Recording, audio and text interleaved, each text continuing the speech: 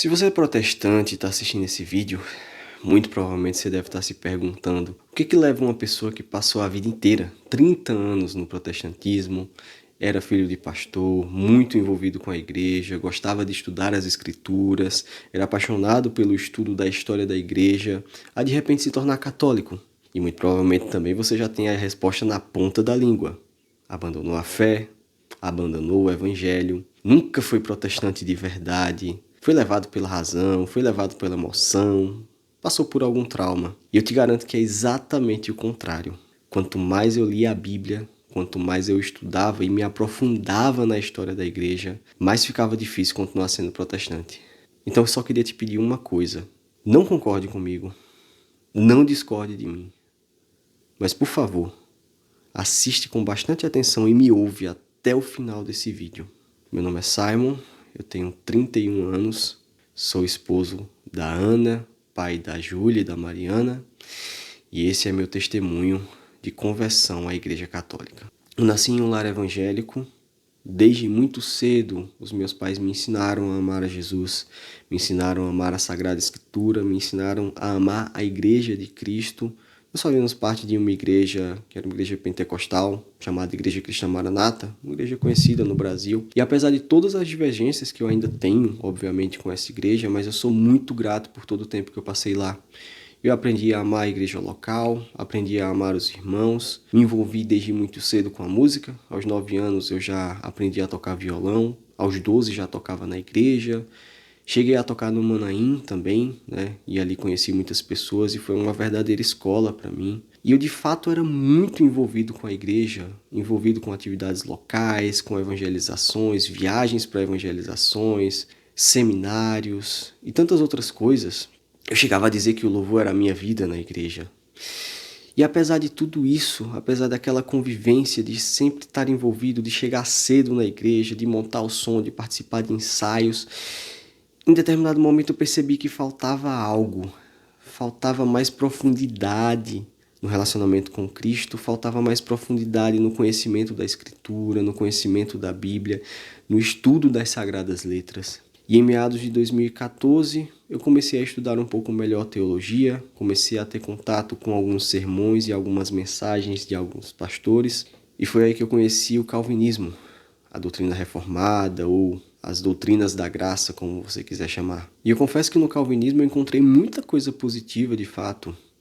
Eu aprendi a amar a profundidade do texto bíblico, aprendi sobre exegese, aprendi sobre hermenêutica, aprendi sobre estudo e análise do contexto, aprendi a amar a doutrina, aprendi a amar o estudo mais aprofundado da Escritura, aprendi a amar as leituras de livros, de bons livros, e a partir disso eu estava convencido de que realmente eu tinha encontrado a vertente mais sólida possível do cristianismo.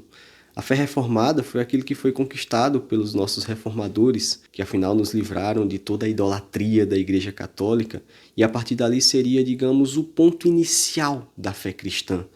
De fato, a construção dos alicerces a partir da doutrina dos apóstolos, da Escritura, da única regra de fé e prática que a Igreja deve seguir.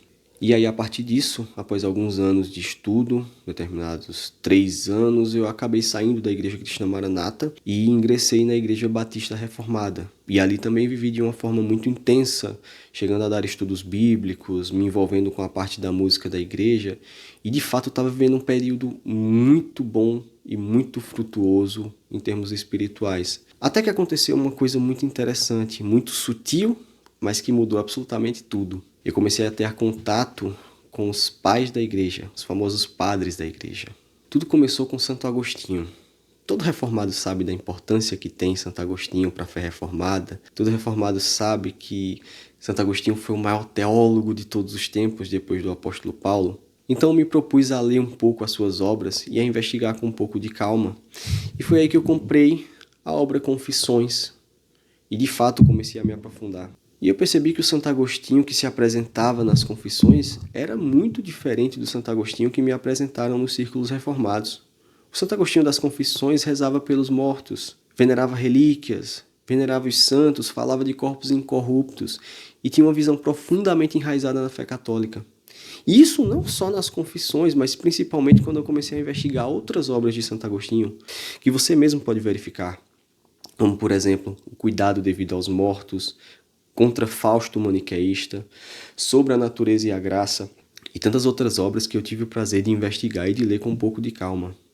E aí uma coisa começou a me incomodar bastante.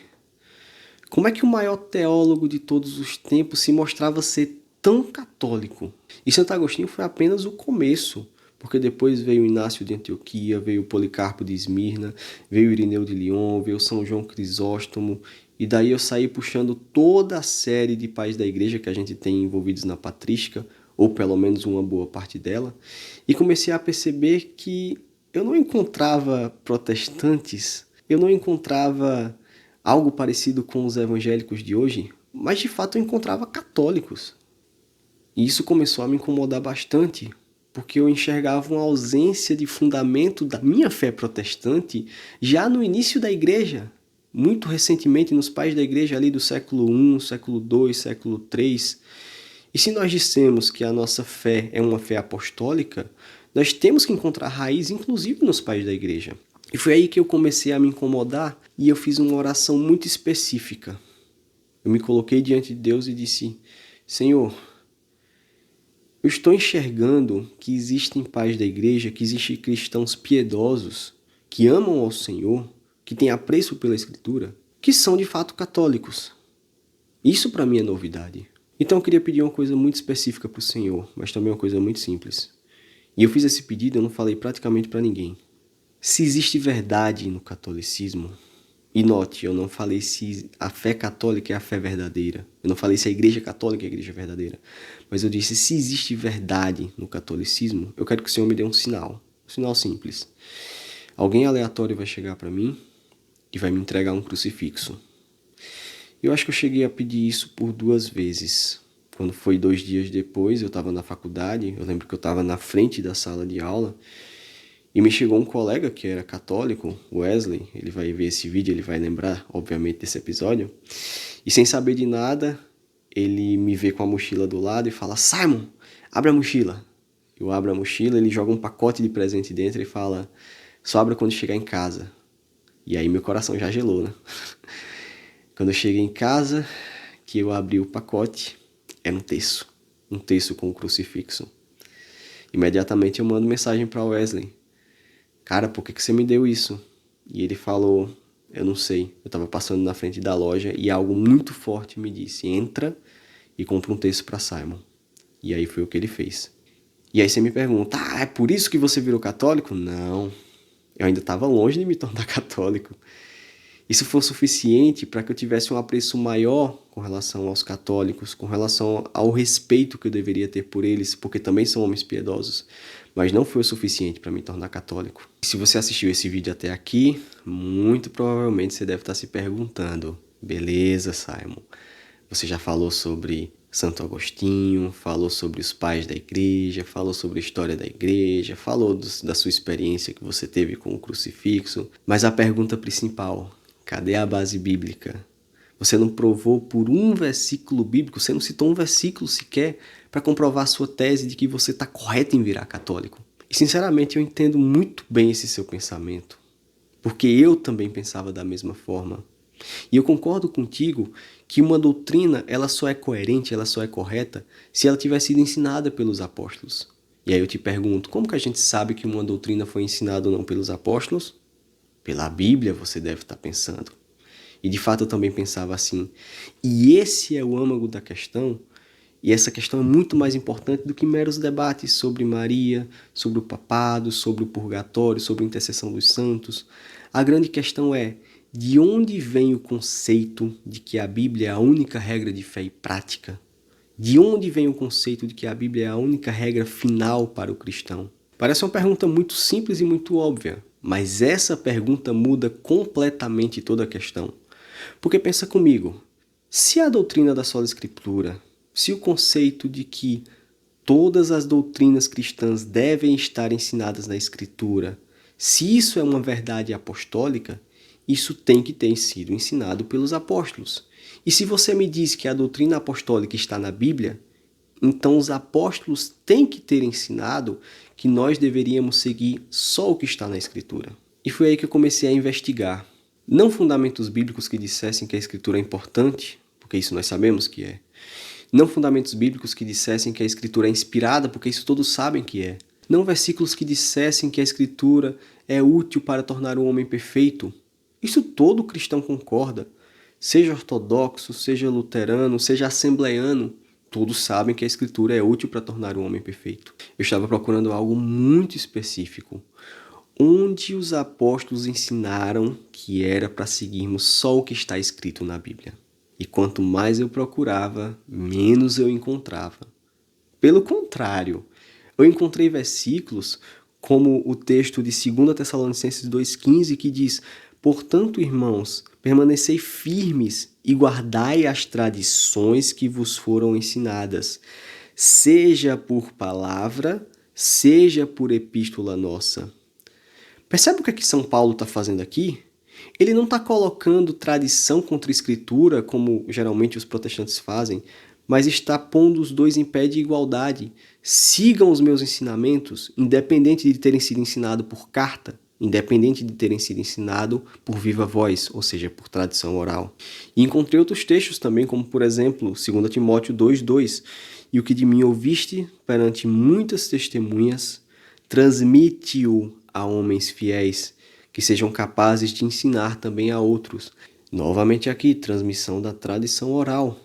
O que de mim ouvistes na presença de muitas testemunhas, isso transmite a outros. Transmite como? Da mesma forma que eles ouviram, por meio da tradição e do ensino oral. A prova disso é que esses que ouviram Timóteo não escreveram outras cartas.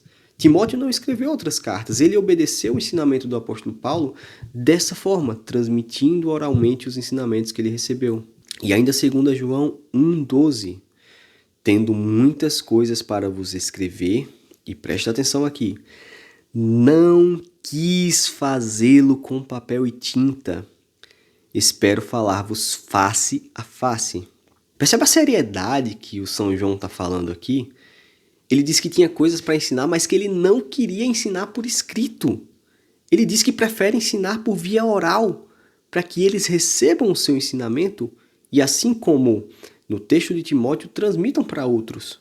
São Paulo também diz aos Coríntios, 1 Coríntios 11:34, quanto às demais coisas, eu as ordenarei quando chegar aí. Se ele está falando de demais coisas, não são as mesmas que ele acabou de ensinar por escrito, mas são outras coisas. E foi aí que a minha ficha começou a cair. Porque eu comecei a perceber que nas escrituras os apóstolos nunca ensinaram a seguir somente aquilo que estava escrito. Muito pelo contrário, eles ensinavam a guardar todos os seus ensinamentos, seja por via oral, seja por via escrito.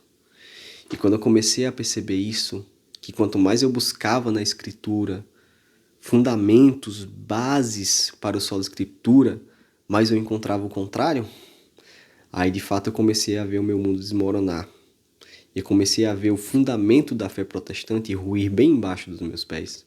E alguém pode argumentar muito rapidamente, sim, de fato, Simon, os apóstolos não ensinam na escritura a seguir só o que está escrito, porque no período que eles escreviam não estava tudo pronto ainda. Então eles ainda ensinavam por via oral e ensinavam também por escritos. Mas depois que a escritura ficou pronta, quando nós temos o cânon fechado, aí sim nós devemos seguir só o que está na escritura, porque é o fundamento correto que nós temos. Ok, mas existe um problema nesse argumento. Porque se você me diz que os apóstolos não ensinaram a seguir só o que estava escrito naquele momento, e que eles também não ensinaram que depois que o cânon ficasse pronto nós deveríamos seguir só a escritura, na verdade, pelo contrário, se você me disse que eles ensinavam sim que era para nós seguirmos as suas tradições via oral e também via escrito, então você está assumindo que os apóstolos nunca ensinaram a seguir só o que está escrito. Em resumo, os apóstolos nunca ensinaram a sola escritura. Ou seja, a sola escritura não é uma doutrina bíblica. Você percebe a gravidade disso? A questão não é se a doutrina da sola escritura é uma doutrina lógica, se é uma doutrina que faz sentido, mas é se uma doutrina é apostólica. E foi justamente quando eu percebi isso que o meu mundo começou a ruir, que o chão debaixo dos meus pés começou a, de fato, desmoronar. Porque se a doutrina que sustenta toda a base do protestantismo, passando desde a justificação somente pela fé até os 5 pontos do calvinismo, não é uma doutrina apostólica, então eu precisava rever absolutamente tudo. E a partir disso foi o que eu comecei a fazer. E se você acha que isso foi o suficiente para me fazer virar católico, não foi. Pelo contrário, eu sempre nutria, ainda que pequena, mas eu nutria uma esperança de que um dia eu encontraria aquele teólogo que traria aquele argumento que faria com que eu tivesse a certeza de que o protestantismo estava certo. Então eu busquei muitos. Eu li Turretini, eu li Herman Bavinck, eu li João Calvino, eu li William Whittaker, li vários reformadores, busquei entender as confissões de fé, vi sermões, vi debates, li muito conteúdo na internet, e quanto mais eu me aprofundava, mais eu percebia que o Sola Escritura estava longe de ter um fundamento, seja histórico, seja bíblico, seja cultural, seja filosófico. E cada vez para mim se tornava mais difícil me manter protestante. Até que em meados do ano de 2023, no mês da reforma, mês de outubro, na igreja em que eu estava, nós resolvemos fazer um evento relacionado à reforma protestante. E eu resolvi dar uma palestra acerca de protestantismo e catolicismo, uma análise comparativa. Por que somos protestantes? E eu reuni todo o arcabouço de conhecimento que eu tinha acerca da doutrina da Sola Escritura e fiz uma palestra de análise comparativa, mostrando os pontos que são prova de que a Sola Escritura é verdadeira e de que a doutrina do tripé católico, Escritura, Tradição e Magistério, não é verdadeira. E no íntimo eu sabia que aquela palestra que eu ia dar seria a última cartada, seria o meu último veredito. Seria não só uma forma de falar acerca das duas partes de maneira honesta, mas também seria uma forma de pregar tudo aquilo que eu tinha estudado sobre a Sola Escritura para mim mesmo e tentar me convencer disso. Eu dei a palestra e eu sabia que todos os argumentos que eu estava utilizando, todos eles tinham uma resposta. E qual foi a minha surpresa ao depois da palestra ouvir de algumas pessoas que a explicação que eu dei acerca da fé católica foi muito mais coerente do que a explicação que eu dei acerca da fé protestante. E a partir disso, sim, eu percebi que eu precisava tomar uma decisão. Não dava para continuar sendo protestante. E a partir disso veio um período muito mais intenso de oração. Passamos por muitas coisas, muitas lágrimas, muitos estudos, muitas leituras, muitos podcasts assistidos juntos e muitas conversas e muito diálogo. Eu não preciso dizer que a minha esposa passou por todo esse processo comigo, caminhando lado a lado, respeitando e entendendo cada momento. Existem muitas outras coisas, muitos outros argumentos e muitos outros temas que também foram muito importantes na minha conversão e no meu processo de saída do protestantismo que eu não estou trazendo nesse vídeo, até porque ficaria muito longo, mas talvez em alguma outra ocasião eu possa trazer esses pontos.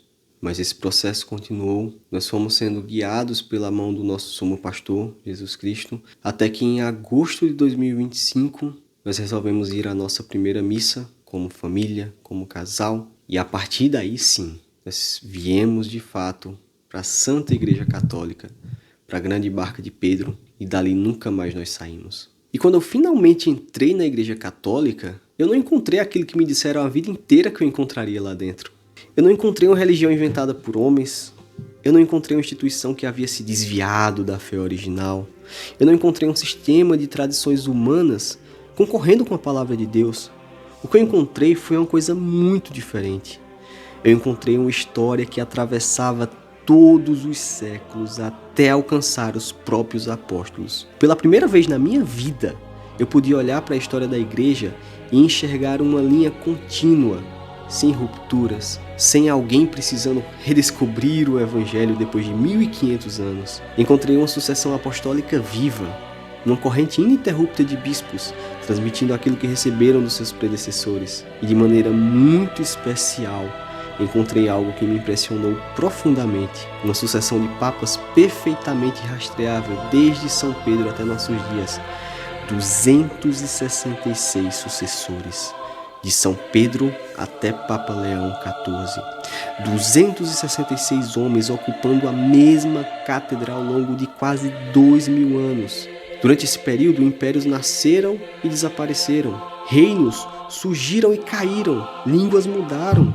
fronteiras foram redesenhadas, mas aquela barca continuou navegando. E a partir disso, foi impossível não se lembrar das palavras de Cristo. As portas do inferno não prevalecerão contra a minha igreja. Encontrei também os sacramentos, não apenas símbolos, não apenas lembranças, mas sinais visíveis através dos quais Deus comunica a sua graça ao seu povo. Encontrei o batismo, não como uma mera declaração pública, mas como um novo nascimento. Encontrei a confissão como um encontro concreto com a misericórdia de Deus. Encontrei o matrimônio elevado à dignidade de sacramento, a crisma, a unção dos enfermos. Encontrei aquilo que se tornou o centro de toda a minha vida cristã, a Santíssima Eucaristia. Aquilo que durante anos eu enxerguei apenas como ordenança, apenas como um memorial, agora eu via como os cristãos dos primeiros séculos viam. O corpo, o sangue, a presença real de Cristo no meio do seu povo. Encontrei uma riqueza espiritual impossível de resumir em poucas palavras. Encontrei os mártires que derramaram o próprio sangue pela fé. Encontrei os santos que viveram o evangelho em grau heróico. Encontrei homens e mulheres de todas as épocas, culturas e nações apontando para Cristo em suas vidas. Encontrei Santo Inácio de Antioquia, Santo Agostinho, Santo Atanásio, São Tomás de Aquino, São Francisco de Assis, Santa Teresinha do Menino Jesus, São Padre Pio, milhares de testemunhas espalhadas por 20 séculos de história. Encontrei uma igreja que preservou as escrituras que tanto você, protestante, ama. Encontrei a igreja que definiu o cânon bíblico, que copiou manuscritos, que evangelizou povos inteiros, que construiu hospitais, universidades, mosteiros, catedrais e que continua anunciando o mesmo Cristo até hoje. A Igreja Católica não me apresentou um Cristo diferente. Pelo contrário, ela me apresentou o mesmo Cristo que os meus pais me ensinaram a amar lá no início da história, desde criança. Foi como chegar em casa depois de uma longa viagem e perceber que finalmente eu encontrei tudo aquilo que eu procurava. E agora o que eu posso dizer? Bom, eu perdi amigos, fui chamado de idólatra, fui chamado de apóstata, disseram que eu abandonei o Senhor, mas o que eu podia fazer? Fechar os olhos diante de todas as evidências que eu via acerca da fé católica? E diante disso tudo, depois de ouvir agora o meu testemunho, eu queria te fazer um convite. Não vou pedir para você se tornar católico, mas eu queria que você fizesse uma oração, se você tiver coragem. Uma oração simples, mas a oração mais sincera que você já fez em toda a sua vida. Senhor, eu quero a tua verdade, não a minha verdade, não a verdade da minha tradição, não a verdade da minha denominação, mas eu quero a tua verdade. Mostra-me a tua verdade, guia-me como ovelha tua. Faça essa oração e aguarde, porque eu te garanto, essa oração nunca vai ficar sem respostas. Cristo, que é o bom pastor, conhece as suas ovelhas e jamais permitirá que ninguém as arrebate de suas mãos. Ame a Cristo Jesus, siga a Cristo Jesus, ainda que isso mude todas as suas expectativas, ainda que isso faça com que você tenha que negar a si mesmo, tomar a sua cruz e segui-lo. Esse é o meu testemunho. Deus te abençoe.